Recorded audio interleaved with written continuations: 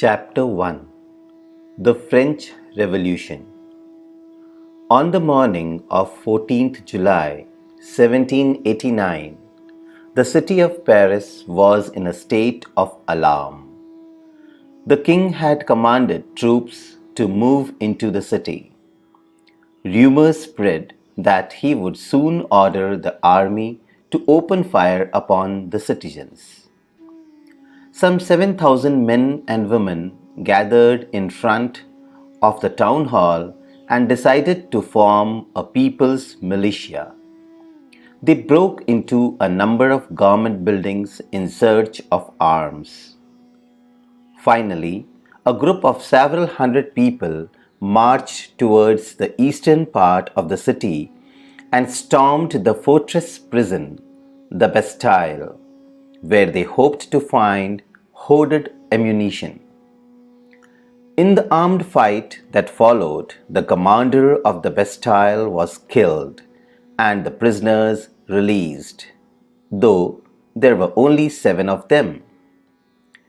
Yet the Bastille was hated by all because it stood for the despotic power of the king. The fortress was demolished and its stone fragments were sold in the markets to all those who wished to keep a souvenir of its destruction. The days that followed saw more rioting both in Paris and the countryside. Most people were protesting against the high price of bread. Much later, when historians looked back upon this time, they saw it as the beginning of a chain of events that ultimately led to the execution of the king in France, though most people at the time did not anticipate this outcome. How and why did this happen?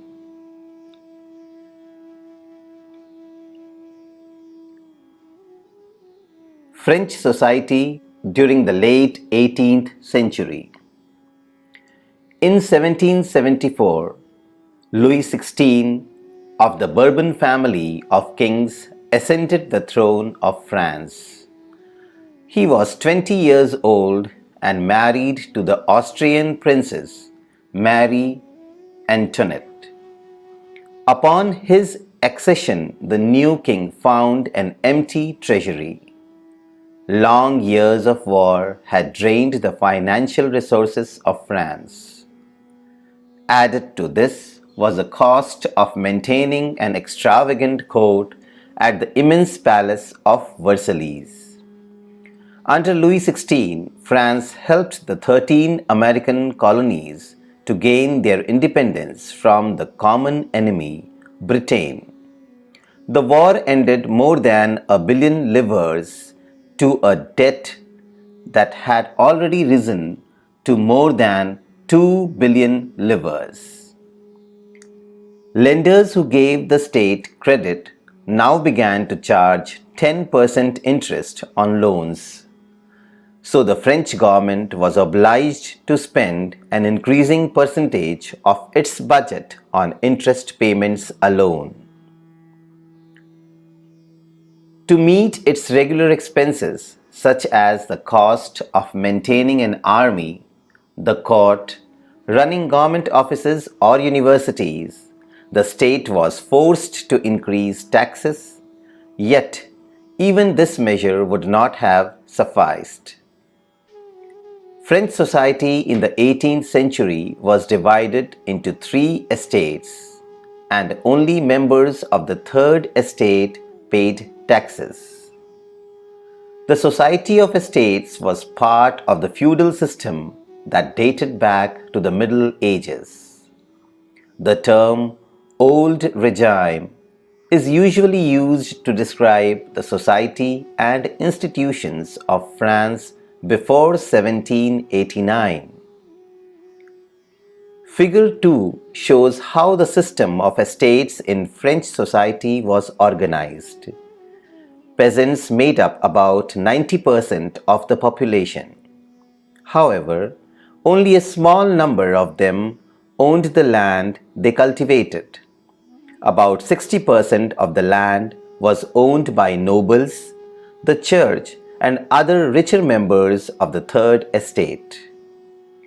The members of the first two estates, that is, the clergy and the nobility, enjoyed certain privileges by birth.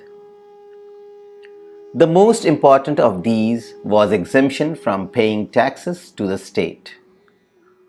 The nobles further enjoyed feudal privileges. These included feudal dues, which they extracted from the peasants. Peasants were obliged to render services to the lord, to work in his house and fields, to serve in the army, or to participate in building roads. The church too extracted its share of taxes called tithes from the peasants, and finally, all members of the Third Estate had to pay taxes to the state. These included a direct tax called taille and a number of indirect taxes which were levied on articles of everyday consumption like salt or tobacco. The burden of financing activities of the state through taxes was borne by the Third Estate alone.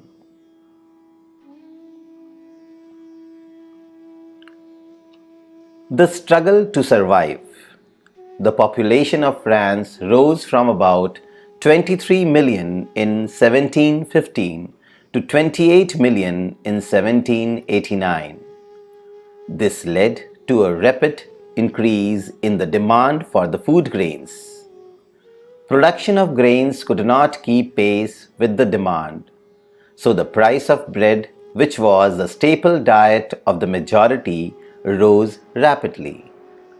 Most workers were employed as laborers in workshops whose owner fixed their wages. But wages did not keep pace with the rise in prices.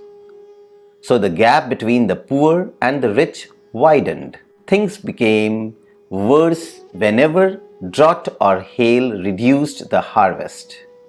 This led to a subsistence crisis, something that occurred frequently in France during the old regime. A growing middle class envisages an end to privileges. In the past, peasants and workers had participated in revolts against increasing taxes and food scarcity, but they lacked the means and programs to carry out full-scale measures that would bring about a change in the social and economic order. This was left to those groups within the Third Estate who had become prosperous and had access to education and new ideas. The 18th century witnessed the emergence of social groups termed the middle class, who earned their wealth through an expanding overseas trade and from the manufacture of goods such as woolen and silk textiles, and were either exported or bought by the richer members of society. In addition to merchants and manufacturers, the Third Estate included professions such as lawyers or administrative officials. All of these were educated and believed that no group in society should be privileged by birth. Rather, a person's social position must depend on his merit. These ideas, envisaging a society based on freedom and equal laws and opportunities for all, were put forward by philosophers such as John Locke and Jean-Jacques Rousseau in his two treatises of government. Locke sought to refuse the doctrine of the divine and absolute right of the monarch. Rousseau carried the idea forward, proposing a form of government based on a social contract between people and their representatives. In the spirit of the laws, Montesquieu proposed a division of power within the government between the legislative, the executive, and the judiciary. This model of government was put into force in the USA after the 13 colonies declared their independence from Britain. The American Constitution and its guarantee of individual rights was an important example for political thinkers in France. The ideas of these philosophers were discussed intensively in saloons and coffee houses and spread among people through books and newspapers. These were frequently read aloud in groups for the benefit of those who could not read and write. The news that Louis XVI planned to impose further taxes to be able to meet the expenses of the state generated anger and protest against the system of privileges.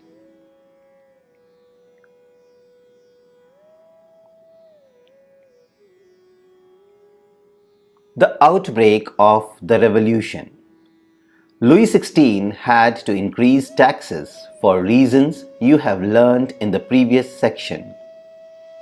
How do you think he could have gone without doing this? In France of the old regime, the monarch did not have the power to impose taxes according to his will alone. Rather, he had to call a meeting of the Estates General, which would then pass his proposals for new taxes. The Estates General was a political body to which the three estates sent their representatives. However, the monarch alone could decide when to call a meeting of this body. The last time it was done was in 1614. On 5th May 1789, Louis XVI called together an assembly of the Estates General to pass proposals for new taxes. A resplendent hall in Versailles was prepared to host the delegates.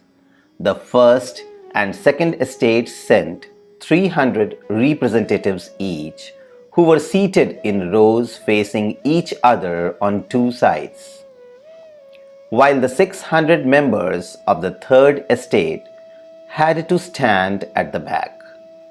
The third estate was represented by its more prosperous and educated members.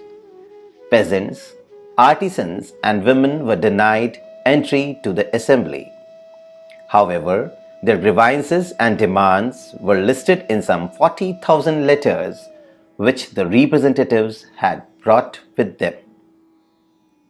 Voting in the Estates General in the past had been conducted according to the principle that each estate had one vote. This time too, Louis XVI was determined to continue the same practice. But members of the Third Estate demanded that voting now be conducted by the Assembly as a whole, where each member would have one vote. This was one of the democratic principles put forward by philosophers like Rousseau in his book The Social Contract. When the king rejected this proposal, members of the Third Estate walked out of the assembly in protest.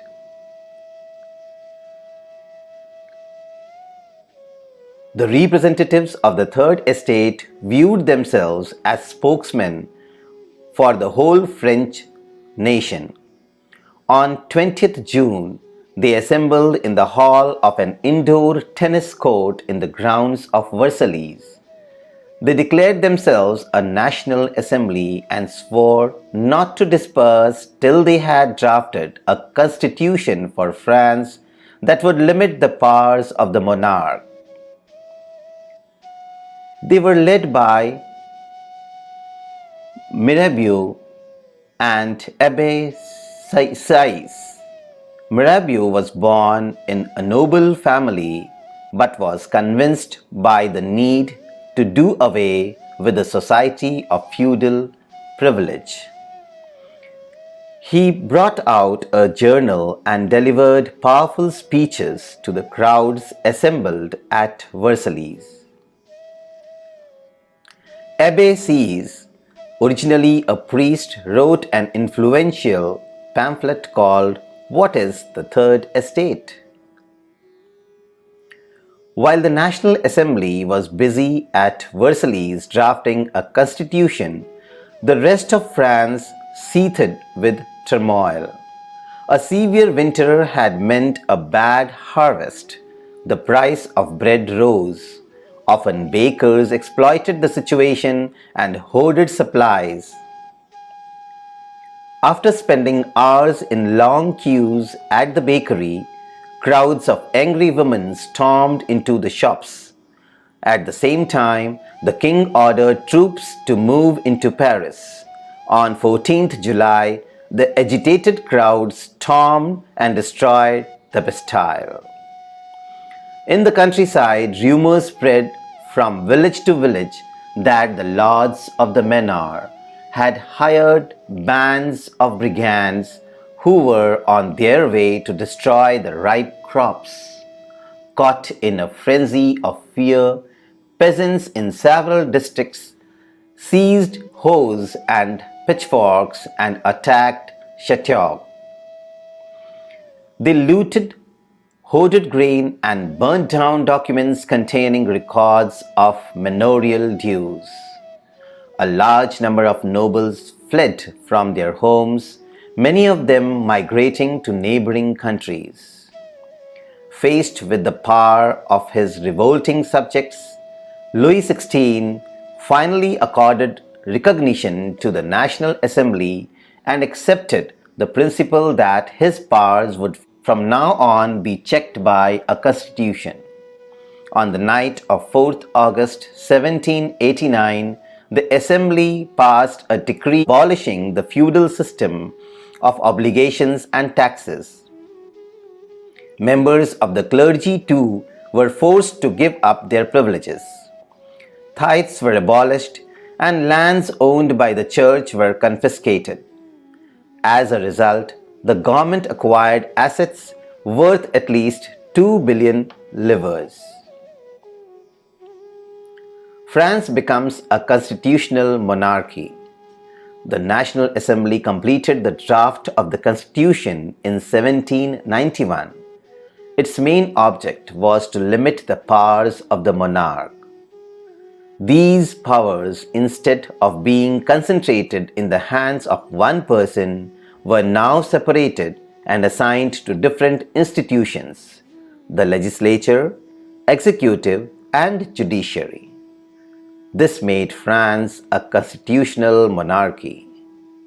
Figure 7 explains how the new political system worked. The Constitution of 1791 vested the power to make laws in the National Assembly, which was indirectly elected. That is, citizens voted for a group of electors who in turn chose the assembly. Not all citizens, however, had the right to vote.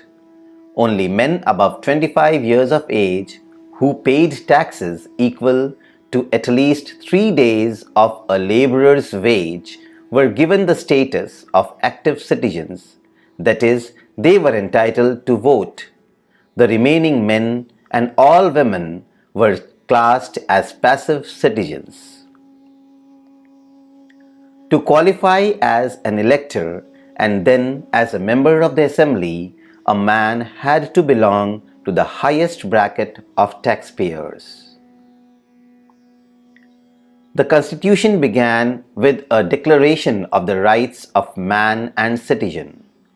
Rights such as the right to life, freedom of speech, freedom of opinion, equality before law were established as natural and inalienable rights, that is, they belong to each human being by birth and could not be taken away. It was a duty of the state to protect each citizen's natural rights.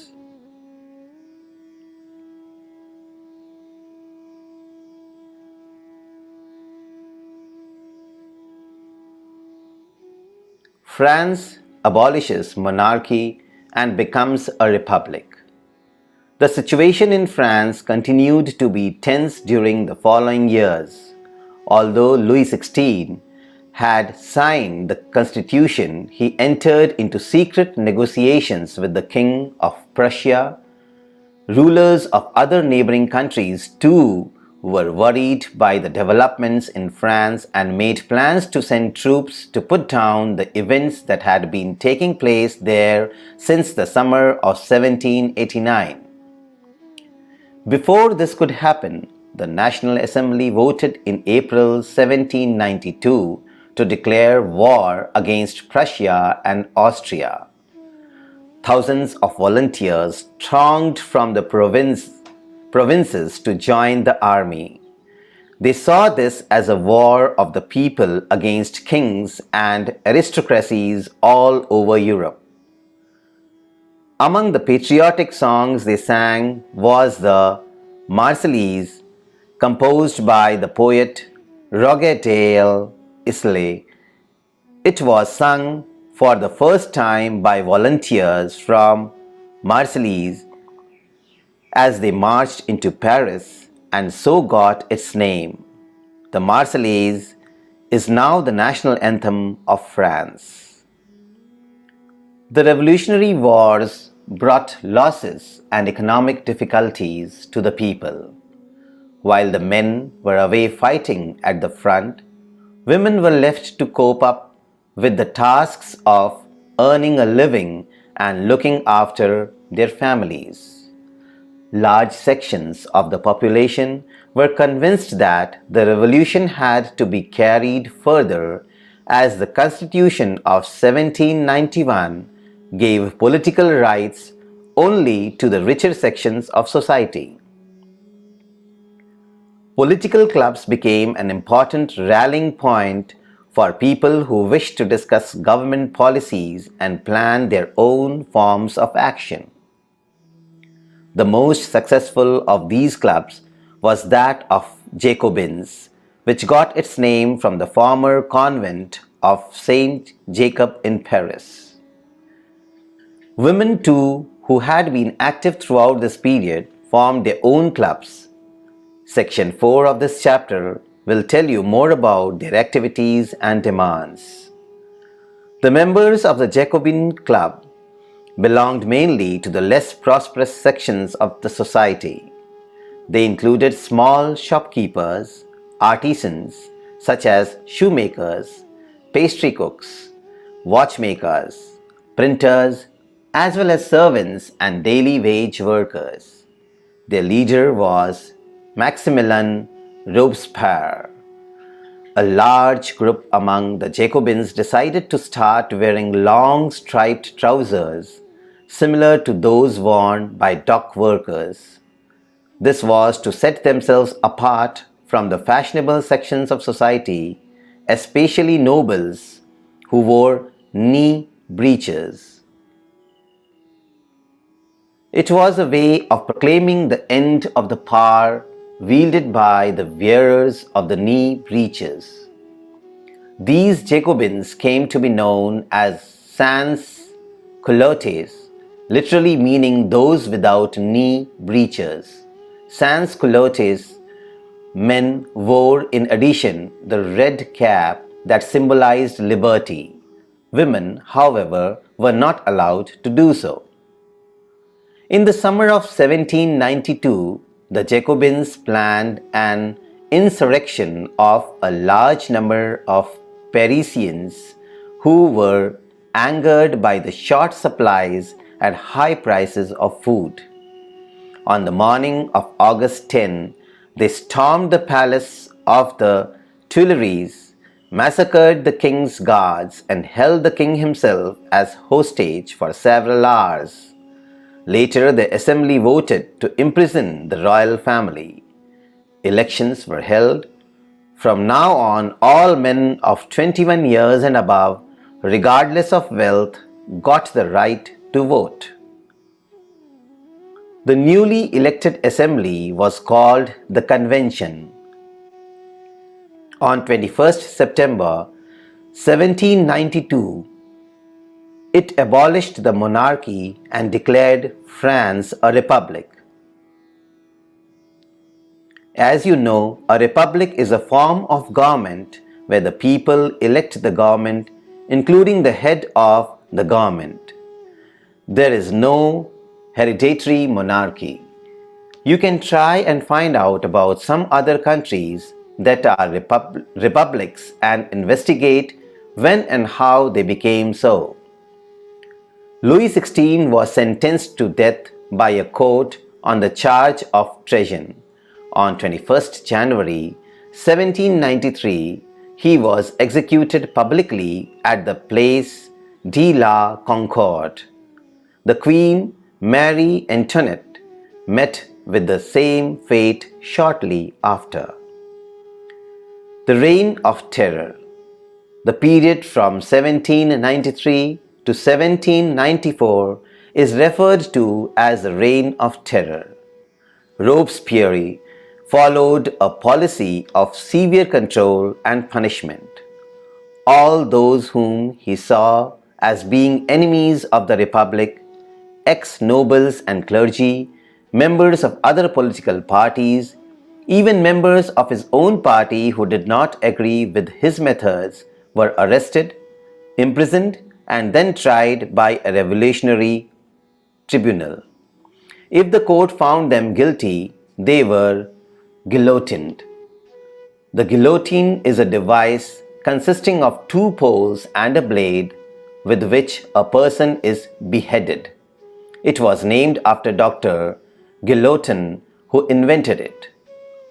Robespierre's government issued laws placing a maximum ceiling on wages and prices. Meat and bread were rationed. Peasants were forced to transport their grain to the cities and sell it at prices fixed by the government. The use of more expensive white flour was forbidden.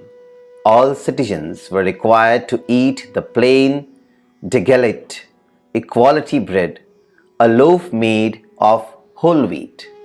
Equality was also sought to be practiced through forms of speech and address. Instead of the traditional Monsieur, Sir, and Madame, all French men and women were henceforth citoyen and citoyenne, citizen. Churches were shut down and their buildings converted into barracks or offices. Robespierre pursued his policies so relentlessly that even his supporters began to demand moderation. Finally, he was convicted by a court in July 1794, arrested, and on the next day sent to the guillotine.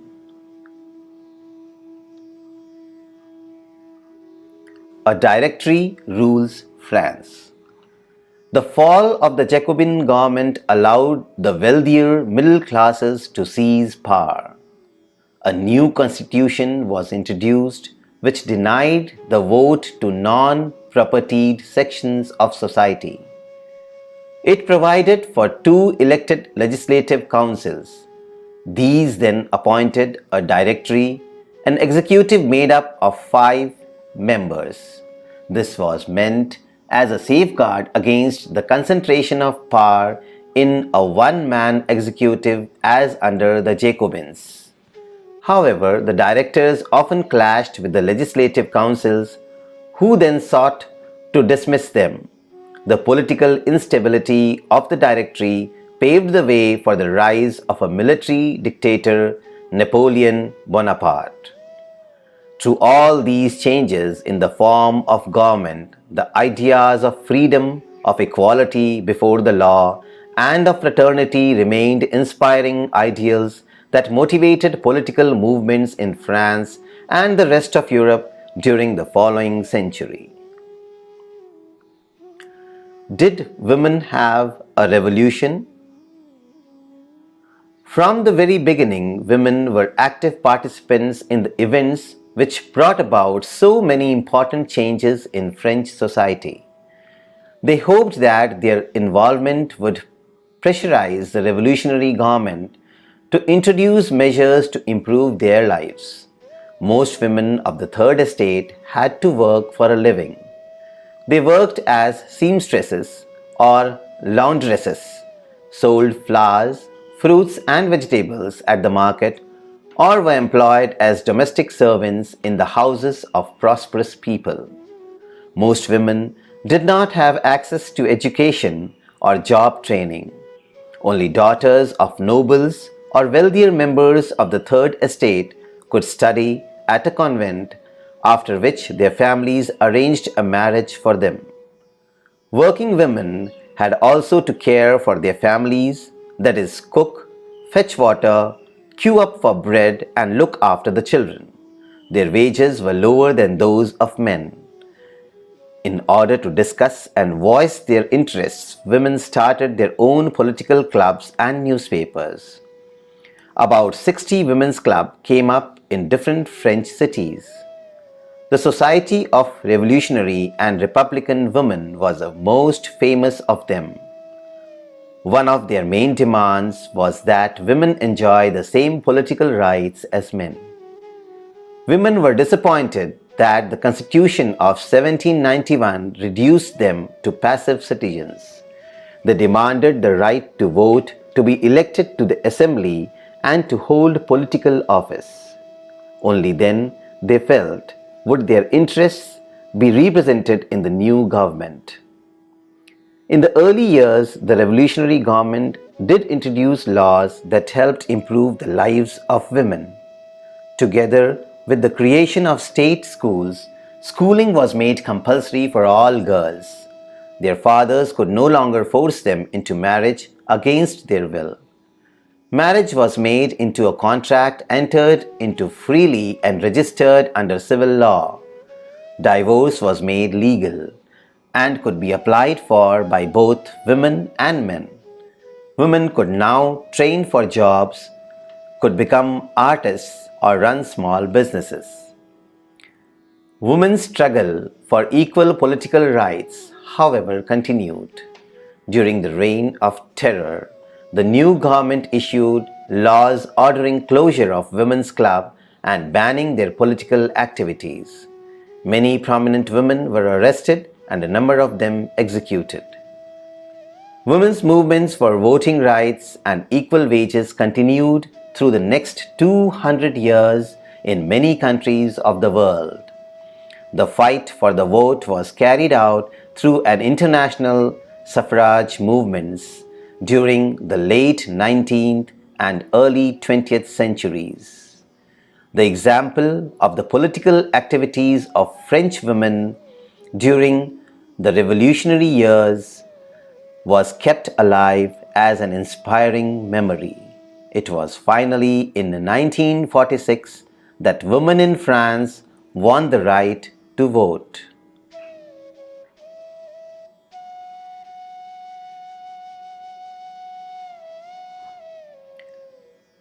The abolition of slavery.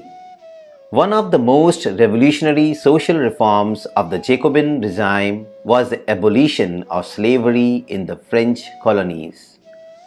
The colonies in the Caribbean, Martinique, Guadeloupe, and San Domingo were important suppliers of commodities such as tobacco, indigo, sugar, and coffee.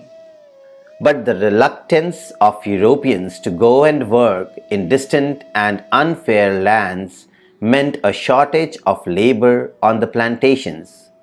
So this was met by a triangular slave trade between Europe, Africa, and the Americas. The slave trade began in the 17th century. French merchants sailed from the ports of Bordeaux or Nantes to the African coast, where they bought slaves from local chieftains. Branded and shackled, the slaves were packed tightly into ships for the 3-month-long voyage across the Atlantic to the Caribbean. There they were sold to plantation owners.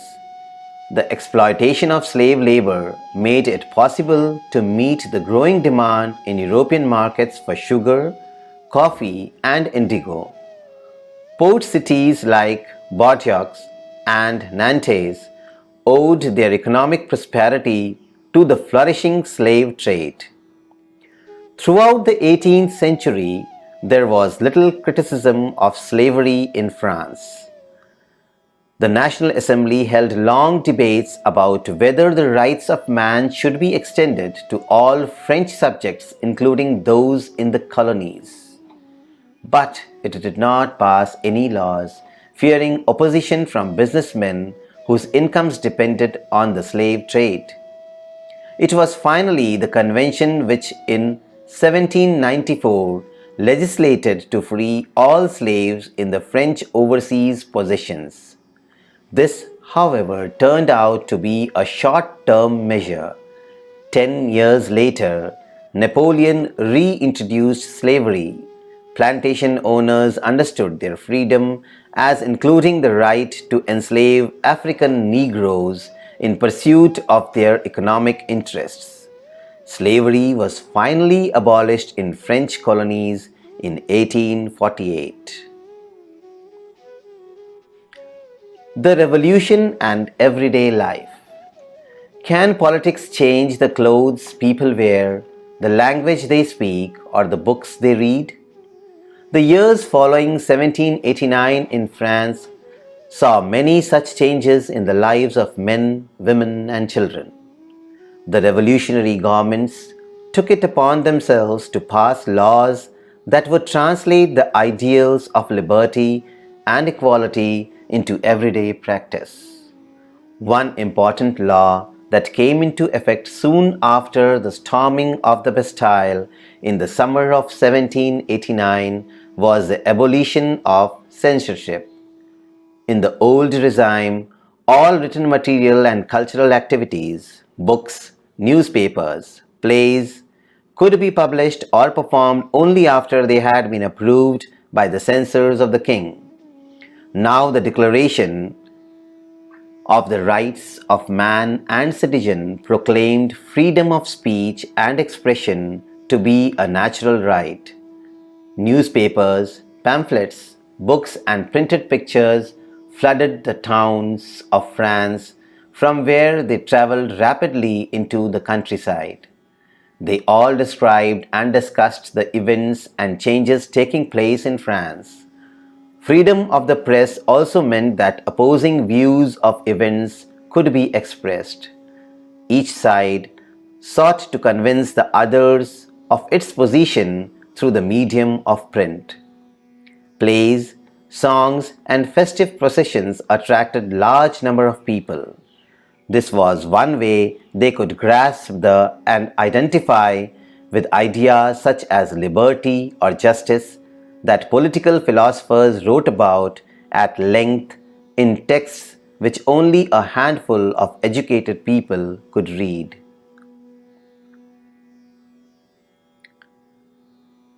Conclusion. In 1804, Napoleon Bonaparte crowned himself Emperor of France. He set out to conquer neighboring European countries, dispossessing dynasties and creating kingdoms where he placed members of his family. Napoleon saw his role as a modernizer of Europe. He introduced many laws such as the protection of private property and a uniform system of weights and measures provided by the decimal system. Initially, many saw Napoleon as a liberator who would bring freedom for the people, but soon the Napoleonic armies came to be viewed everywhere as an invading force. He was finally defeated at Waterloo in 1815. Many of his measures that carried the revolutionary ideas of liberty and modern laws to other parts of Europe had an impact on people long after Napoleon had left. The ideas of liberty and democratic rights were the most important legacy of the French Revolution. These spread from France to the rest of Europe during the 19th century, where feudal systems were abolished. Colonized peoples reworked the idea of freedom from bondage into their movements to create a sovereign nation state. Tipu Sultan and Ram Mohan Roy are two examples of individuals who responded to the ideas coming from revolutionary France.